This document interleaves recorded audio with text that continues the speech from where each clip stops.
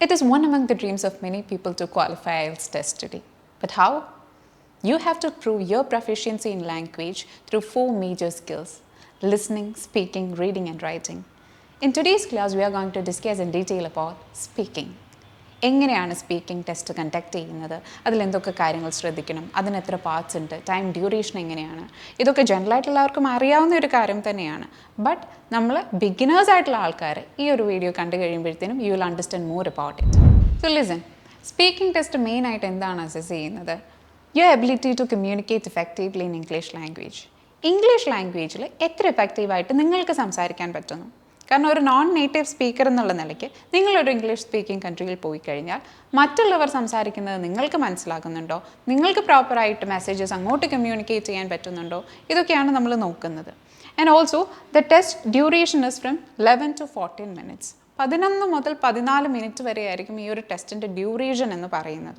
ഇനി അവിടെ ആരുണ്ടായിരിക്കും? There is an interviewer. ഒരു ക്വാളിഫൈഡ് ആയിട്ടുള്ള ട്രെയിൻഡ് ആയിട്ടുള്ള IELTS ഇൻ്റർവ്യൂവർ കാണും. അദ്ദേഹമായിട്ടുള്ള ഒരു ഫേസ് ടു ഫേസ് ഇൻട്രാക്ഷൻ ആണ് അവിടെ നടക്കുന്നത്. അപ്പോൾ നമ്മളോട് ചോദിക്കുന്ന ക്വസ്റ്റ്യൻസിന് നമ്മൾ പ്രോപ്പറായിട്ട് ആൻസർ കൊടുക്കുക. But how? അവിടെയുണ്ട് 3 പാർട്സ് നമുക്ക് ടെസ്റ്റിൻ്റെ. അതെങ്ങനെയാണെന്ന് നോക്കാം. സോ നമ്മുടെ IELTSൻ്റെ സ്പീക്കിംഗ് ടെസ്റ്റ് മെയിനായിട്ട് 3 പാർട്സ് ആയിട്ടാണ് കണ്ടക്ട് ചെയ്യുന്നത്. ഓക്കെ, നമ്മൾ ഈ 11 to 14 minutes എന്ന് പറയുന്ന ഈ 3 പാർട്സും കൂടി കംപ്രൈസ് ചെയ്തിട്ടുള്ളതാണ്. ഫസ്റ്റ് വൺ ആണ് വാമപ്പ് എന്ന് പറയുന്നത്. വാമപ്പ് എന്ന് പറയുന്ന ആ നെയിം സജസ്റ്റ് ചെയ്യുന്ന പോലെ തന്നെ നമ്മൾ ഇൻ്റർവ്യൂ റൂമിൽ കയറി കഴിഞ്ഞ് നമ്മളെ ഒന്ന് കൂളാക്കി വെക്കും. ഫസ്റ്റ് നമുക്കറിയാവുന്ന കുറച്ച് ക്വസ്റ്റ്യൻസ് തന്നെ ചോദിക്കും. ഇൻ്റർവ്യൂവർ നമ്മുടെ ID കാർഡ് ചോദിക്കും, നമ്മളോട് ഇൻട്രൊഡ്യൂസ് ചെയ്യാൻ പറയും. ലൈക്ക് നമ്മളുടെ നെയിം, പ്ലീസ്, സ്റ്റഡിയിങ് ആണോ അതോ വർക്കിംഗ് ആണോ, അങ്ങനെയുള്ള കുറേ ഡീറ്റെയിൽസ് ചോദിക്കും. എന്നിട്ട് യൂഷ്വലി 3 ടോപ്പിക്സിൽ നിന്നാണ് ക്വസ്റ്റ്യൻ വരുന്നത്.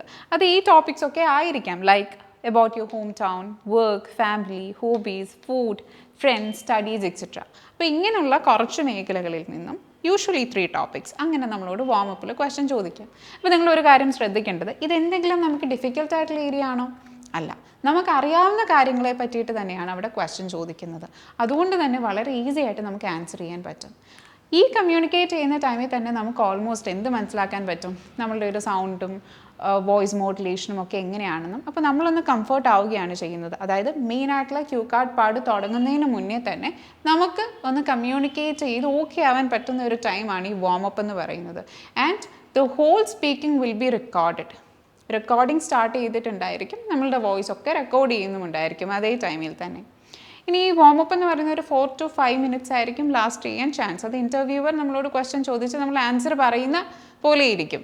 ഇനിയും നമ്മൾ ഒരുപാട് ലെങ്തി ആയിട്ടുള്ള ആൻസേഴ്സ് കൊടുക്കാനിരിക്കുകയാണെങ്കിൽ ഇൻ്റർവ്യൂവർ തന്നെ ഇൻറ്ററപ്റ്റ് ചെയ്തിട്ട് നമ്മളോട് സ്റ്റോപ്പ് ചെയ്യാൻ പറയും. ചിലർ ജസ്റ്റേഴ്സ് കാണിക്കും ടു സ്റ്റോപ്പ്. അപ്പോൾ അതൊക്കെ അന്നേരത്തെ കൺവീനിയൻസ് അനുസരിച്ച് നമ്മൾ ചെയ്യുക എന്നുള്ളതേ ഉള്ളൂ. അത് കഴിഞ്ഞിട്ട് വരുന്നതാണ് main part, that is the cue card. Cue കാർഡിൽ നമുക്കൊരു ക്യൂ കാർഡ് ഇൻ്റർവ്യൂവർ തരും, എക്സാമിനർ തരും. ആ ക്യൂ കാർഡിനകത്ത് എന്തുണ്ടായിരിക്കും? ഒരു ടോപ്പിക് ഉണ്ടായിരിക്കും, ഒരു ക്വസ്റ്റ്യൻ ഉണ്ടായിരിക്കും. അതിന് 3-4 സബ് ക്വസ്റ്റ്യൻസ് കാണും.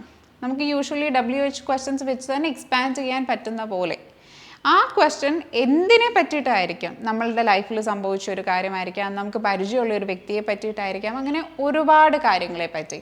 അതും വളരെ ഒരു ഇൻ്റലക്ച്വൽ കപ്പാസിറ്റി ഒന്നും യൂസ് ചെയ്ത് നമ്മൾ ആൻസർ ചെയ്യണമെന്നില്ല, നമുക്കറിയാവുന്ന ടോപ്പിക്സ് തന്നെയായിരിക്കും.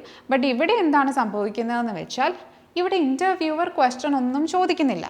ക്യൂ കാർഡ് പാർട്ടിൽ നമ്മളുടെ റോളാണ് മെയിൻ ആയിട്ടുള്ളത്.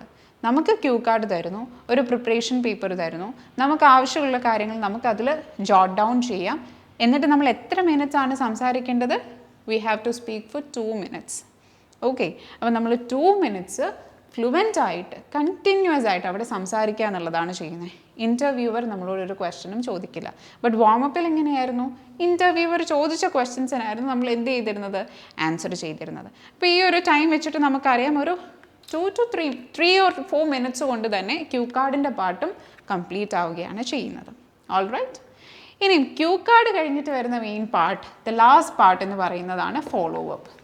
ഫോളോ അപ്പ് ആ നെയിമിൽ പറയുന്ന പോലെ തന്നെ will be questions based on the cue card. ഇവിടെ നമ്മളോട് ഇൻ്റർവ്യൂവർ ക്വസ്റ്റ്യൻസ് ചോദിക്കും. ആ ക്വസ്റ്റ്യൻസ് എന്തിനെ ബേസ് ചെയ്തിട്ടായിരിക്കും? ക്യൂ കാർഡിനെ ബേസ് ചെയ്തിട്ടായിരിക്കും. ക്യൂ കാർഡിൽ നമ്മൾ ഏത് ടോപ്പിക്കാണോ അറ്റൻഡ് ചെയ്തത് ആ ടോപ്പിക്ക് റിലേറ്റഡ് ആയിട്ട് കുറച്ച് ജനറൽ ക്വസ്റ്റ്യൻസോ അല്ലെങ്കിൽ പെർട്ടിക്കുലർ ആയിട്ടുള്ള ക്വസ്റ്റ്യൻസ് ഒക്കെ വരും. നമ്മൾ അബ്സ്ട്രാക്ട് നോഷൻസും ഒക്കെ യൂസ് ചെയ്തിട്ട് ഫോളോ അപ്പിൽ ആൻസർ ചെയ്യുക. അവിടെയും നമുക്ക് ഡിഫിക്കൽട്ട് ആയിട്ടുള്ള ഒന്നുമില്ല. അപ്പോൾ നമ്മൾ മനസ്സിലാക്കേണ്ട ഒരു കാര്യം, നമ്മളുടെ ഭയങ്കരമായ ഒരു ഇൻ്റലക്ച്വൽ കപ്പാസിറ്റിയോ കാര്യങ്ങളോ ഒന്നും അനലൈസ് ചെയ്യാനല്ല ഇവിടെ ക്വസ്റ്റ്യൻസ് ചോദിക്കുന്നത്. ബട്ട് നമുക്ക് വളരെ ഈസി ആയിട്ട് അറിയാവുന്ന, നമുക്ക് ഫെമിലിയർ ആയിട്ടുള്ള ടോപ്പിക്സിൽ നിന്നുമാണ് എല്ലാ ക്വസ്റ്റ്യൻസും വരുന്നത്. നമ്മളത് ഇംഗ്ലീഷ് ലാംഗ്വേജിൽ എത്ര ബ്യൂട്ടിഫുൾ ആയിട്ട് പ്രസൻറ്റ് ചെയ്യുന്നു എന്നുള്ളതാണ് ഇവിടുത്തെ മെയിൻ പോയിന്റ്.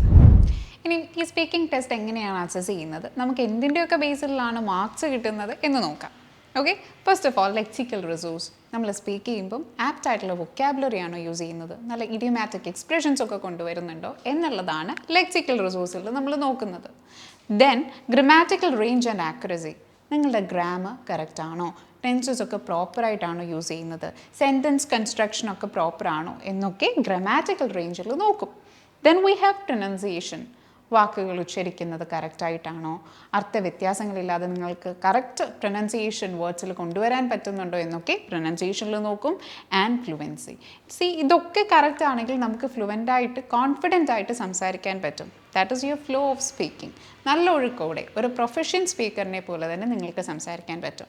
അപ്പോൾ ഇതൊക്കെ നോക്കിയിട്ടാണ് നമുക്ക് എന്ത് ചെയ്യുന്നത്, ബാൻഡ് സ്കോർ ഇടുന്നത്. നമ്മളുടെ ബാൻഡ് സ്കോർ എന്ന് പറയുന്നത് 0 മുതൽ 9 വരെയുള്ള റേഞ്ചിലാണ് ഉള്ളത്. 0 എന്ന് പറയുമ്പം ഒട്ടും നല്ല സ്പീക്കറല്ല, നിങ്ങൾ ചിലപ്പം അറ്റംപ്റ്റ് പോലും ചെയ്തിട്ടുണ്ടാവില്ല, അത്രയും മോശം അവസ്ഥയിലായിരിക്കും 0 ബാൻഡ് കിട്ടുന്നത്.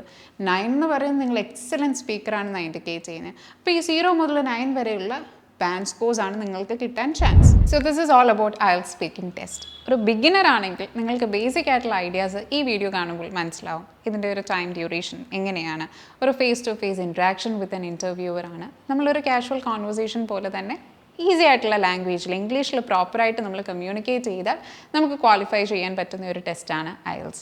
ഇനിയും ഇതിൽ ഓരോ പാർട്ടിലും നമ്മൾ എങ്ങനെയൊക്കെ അറ്റൻഡ് ചെയ്യണം, എന്തൊക്കെ ക്വസ്റ്റ്യൻസ് ചോദിക്കും എന്നുള്ള വീഡിയോസായിട്ട് നമ്മൾ വീണ്ടും വരുന്നതായിരിക്കും. So for more videos follow Tiju's academy. ഉറപ്പാണ് വിജയം.